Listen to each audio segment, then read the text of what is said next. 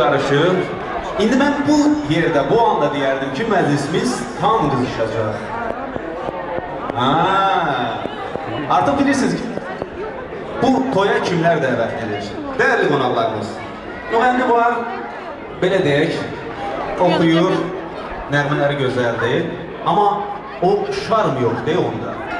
Amma bu xanımın bir hərəkəti, bir addımı, elə gəlişin nəyə istəyirsən deyir.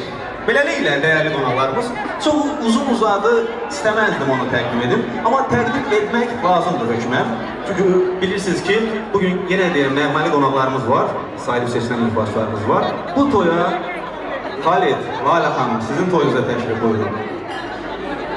İstəmir, deyər, filan mükafatlar nə bilim atsam, mən bu cürə təqdim edəcəyəm. Azərbaycanda sevilir.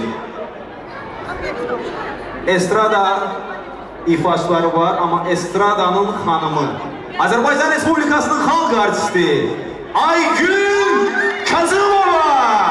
Gürültü alqışlar olsun. Xanım, xoş gəlin bu toya.